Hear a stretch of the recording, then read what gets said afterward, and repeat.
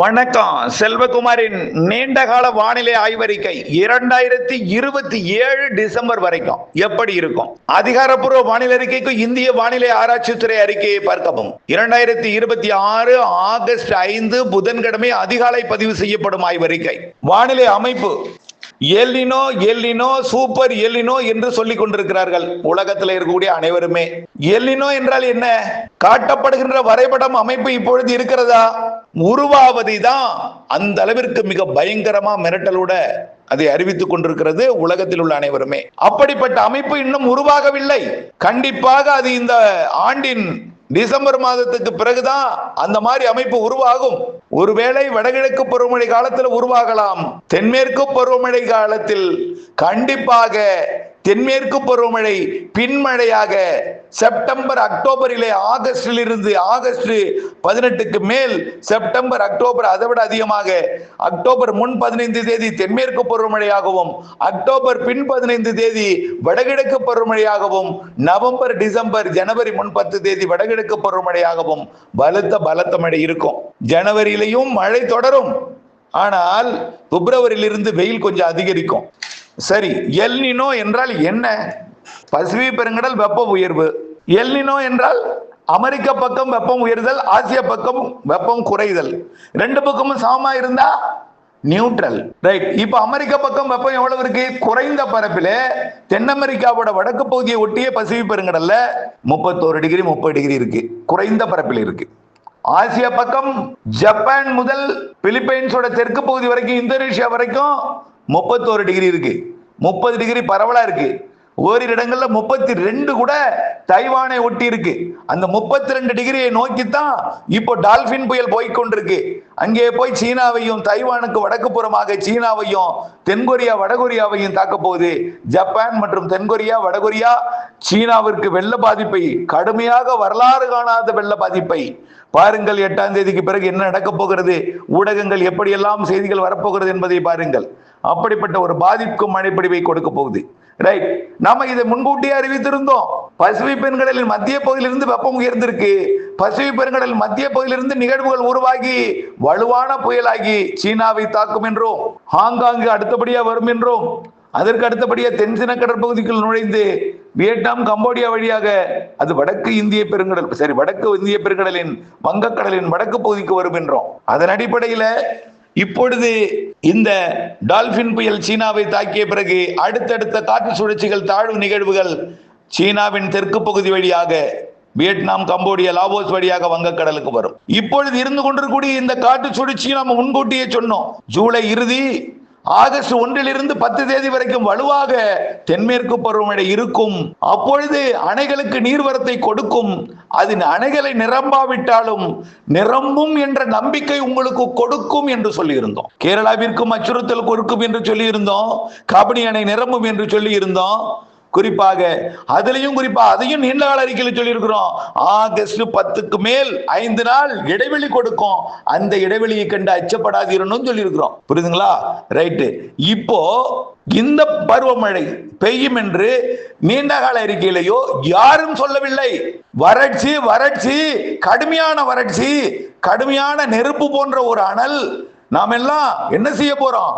ஐயோ, வார்த்தை, எனக்கு அந்த வார்த்தையெல்லாம் சொல்றதுக்கு ரொம்ப கஷ்டமா இருக்கு. அந்த வார்த்தை நமக்கெல்லாம் வர மாட்டேங்குது. அந்த அளவிற்கு அச்சமூட்டு வகையில வார்த்தைகள் எல்லாம் ஊடகங்கள் கடுமையாக அச்சுறுத்தி. நம்ம என்ன சொன்னோம்? கண்டிப்பா ஆகஸ்ட்ல முதல் வாரத்துல காற்று சுழற்சி உருவாகும், மழை இருக்கு சொன்னோம். அதுவும் குறிப்பாக நெருங்கும் பொழுது இலங்கை அருகே காற்று சுழற்சி உருவாகும், காற்றை குவிக்கும். குஜராத்துக்கு போகக்கூடிய காற்று 2ஆக பிரிந்து கேரளாவில் வந்து ஏறி கேரளாவிற்கு அச்சுறுத்தலை மழைப்பொழிவை கொடுக்கும்னு சொன்னோம்.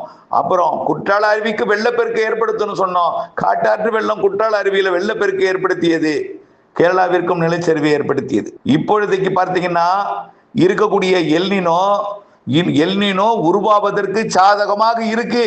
அதாவது உருவாகி இருக்கிறது என்று அவருடைய கணக்கு. ஆசிய பக்கம் வெப்பம் குறைய வேண்டுமே, இது எந்த வகை எல்னினோ என்று சொல்வது? ஆனால் நீரோட்டம் திசை மாறி இருக்கிறது அமெரிக்கா நோக்கி கடல் வெப்பம் கடத்தப்படுகிறது. ஆனால் வருங்காலத்தில் அடுத்து வரக்கூடிய மாதங்கள்ல அமெரிக்க பக்கம் வெப்பம் உயர்வது உறுதி, அதில் மாற்றம் இல்லை. ஆனால் இப்பொழுதைக்கு வெப்பம் இருப்பதால் நிகழ்வுகள் உருவாகத்தானே செய்யும். ஆசிய பக்கம் வெப்பம் உயர்ந்திருப்பது நிகழ்வுகளை உருவாக்க செய்யும். ஆசிய பக்கம் நிகழ்வுகளை கொண்டு வரும். அது இந்திய பருவமழையை, தென்மேற்கு பருவமழையை இறுதி கட்ட நாட்களிலே தீவிரத்தை கொடுக்கும். ஜூன் ஜூலையில் பெய்ய வேண்டிய மழையை ஆகஸ்டிலும் செப்டம்பர் அக்டோபரிலும், குறிப்பா செப்டம்பர் அக்டோபர் அதிக மழை பொழிவை கொடுக்கும். அக்டோபர் 16 வரை தென்மேற்கு பருவமழை காலம்தான். அக்டோபர் 17 அப்படியே தலைகீழாக மாறி அக்டோபர் 18 வடகிழக்கு பருவமழையாக மாறும். அதுவரை இறுதி கட்டத்தில் தென்மேற்கு பருவமழையே வடகிழக்கு பருவமழை போல ஆந்திர பிரதேசம் அருகே வரக்கூடிய நிகழ்வு காரணமாக ஆந்திர பிரதேசம், தெலுங்கானா, கர்நாடகாவிற்கு அதிக மழை பொழிவையும், கேரளாவிற்கு அதிக மழை பொழிவையும், மேற்கு தொடர்ச்சி மலைகள், அணைகள், நீர்பிடிப்பு பகுதிகளுக்கு அதிக மழை பொழிவையும் கொடுத்து அணைகளுக்கு நீர்வரத்தை கொடுக்கும் என்று சொல்லிக் கொண்டிருக்கிறோம். வழக்கமா ஆந்திர பிரதேசத்தில் வசிப்பவர்களையும், ஆந்திர பிரதேச அறிவியலாளர்களையும், வானிலையாளர்களையும் கேளுங்கள், புள்ளி விவரங்களை எடுத்து பாருங்கள். ஆந்திர பிரதேசத்திற்கும் தெலுங்கானாவிற்கும் தெற்கு ஒடிசாவிற்கும் எப்பொழுது மழை பெய்யும்? மழை காலம் ஆந்திர பிரதேசத்திற்கு செப்டம்பர் தான். செப்டம்பர் வந்தால் முன்னெச்சரிக்கை எடுப்பார்கள். அங்கே செப்டம்பர் தான் அங்கே மழை. செப்டம்பரிலே இந்த ஆண்டு பலத்த மழை கொடுக்கும் நிகழ்வுகள் ஆந்திர பிரதேசத்துக்கு வர இருக்கிறது. ஆக இவையெல்லாம் அறியாமல் தயவு செய்து மிகப்பெரிய அளவிலே விவசாயிகளை அச்சமூட்டும் வகையில் வார்த்தைகளை பயன்படுத்துவது என்னை வேதனைப்படுத்துகிறது. அதே போல விவசாயிகள் அனைவருமே நிலங்களை விற்பனை செய்வதாகவும், இதற்கு என்ன செய்ய 2027 எப்படி இருக்கும், 27 இதை விட மோசம் என்றால் விற்பனை செய்து விடுகிறேன் என்று கேள்வி எல்லாம் கேட்டுக்கொண்டிருக்கிறார்கள். அதே போல ஒவ்வொரு விலை உயர்வும், ஒவ்வொரு எல்லாமே பருவ மழையை பொறுத்து இருக்கு. இந்த ஆண்டு தெலுங்கானாவிற்கு செப்டம்பரில் அதிக மழை இருக்கு, கர்நாடகாவிற்கு இருக்கு, கர்நாடகாவின் மகாராஷ்டிரா பகுதிகளுக்கு இருக்கு, கோவா பகுதிக்கு இருக்கு செப்டம்பர் அக்டோபர்ல. பொறுத்திருந்து பாருங்கள். நிகழ்வோட வழித்தடம் ஆந்திர பிரதேசம், தெலுங்கானா, கர்நாடகா, கோவா வழியாக, மகாராஷ்டிரா வழியாக பயணிக்கும். ஆக அந்த நேரத்தில் தமிழ்நாட்டிலும் காற்று சுழற்சி, இணைப்பு சுழற்சி ஏற்படுத்தி கொண்டு மழை பொழிவை கொடுக்கும். ஆக செப்டம்பர் அக்டோபர் நிறைய மழை. இப்பொழுது பெய்து கொண்டிருக்கூடிய மழை இந்த 10ஆம் தேதி வரை, பிறகு 5 நாள் கொஞ்சம் தீவிரம் குறைந்திருந்தாலும் மழை இருந்து கொண்டிருக்கும், முற்றிலுமாக விலகாது. தென்மேற்கு பருவமழையும் இருந்து கொண்டிருக்கும், முற்றிலுமாக விலகாது. இந்த மாத 18ஆம் தேதிக்கு மேல் மீண்டும் வலுப்பெறும் பலத்த மழை இருக்கிறது என்பதையும் தெரியப்படுத்த விரும்புகிறேன். செப்டம்பர் அக்டோபர் நிறைய மழை இருக்கு. வடகிழக்கு பருவமழை அக்டோபர் 18. நல்லா புரிஞ்சுங்க. அக்டோபர் 18 தொடங்கியதிலிருந்து சிறு சிறு நிகழ்வுகள் வந்து அதிக மழை தரும். சிறு நிகழ்வே அதிக மழை தரும். நீங்க எதிர்பார்த்திருக்க மாட்டீங்க.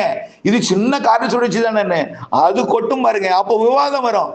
என்னங்க புயல் தானே அதிக மழை தரும், இந்த சின்ன காற்று சுழற்சி எப்படி மழை தருது? தரும். நீராவியை அதிகமாக கொண்டு வந்து கரையேற்றும் பொழுது அதற்கு சமமாக குளிர்ந்த காற்று வட இந்திய நிலப்பகுதியிலிருந்து வந்தால் நீராவி முழுமையாக நீராக மாற்றப்படும். ஆகவே புரிந்து கொள்ளுங்கள். அப்பொழுது பசிபிக் பெருங்கடல்ல எல்னினோ வலுவாக இருக்கும் பொழுது, அதாவது அமெரிக்க பக்கம் வெப்பம் இருந்திருக்கும் பொழுது, MJO இந்திய பெருங்கடலில் நீடிக்கும். கண்டிப்பா காற்று குவிதலை தமிழ்நாட்டுக்கு அனுப்பி வைக்கும், மழைப்பிடிப்பை ஏற்படுத்தும். அக்டோபர் தொடக்கத்தில் இருந்து, அக்டோபர் மாதம் 18ஆம் தேதி வடகிழக்கு பருவமழை தொடக்கத்தில் இருந்தே வலுத்த மழை இருக்கும். மழை நாட்கள் அதிகம், இடைவெளி நாட்கள் குறைவு. அக்டோபரை விட நவம்பர் கூடுதல், டிசம்பரும் கூடுதல். ஜனவரியில் முற்பகுதி 10 தேதி வரைக்கும் வலுத்திருக்கும். சரி, 2027 கோடை கண்டிப்பா வெயில் அதிகமா தான் இருக்கும். அதுல பிரச்சனை, அது வெயில் அதிகம் தான். அதுக்குத்தான் நம்ம சொல்றோம், வடகிழக்கு பருவமழையை நீங்கள் சேமிக்க வேண்டும். பண்ணை குட்டைகளை அகலப்படுத்த வேண்டும், ஆழப்படுத்த வேண்டும், புதிய பண்ணை குட்டைகள் அமைக்க வேண்டும்.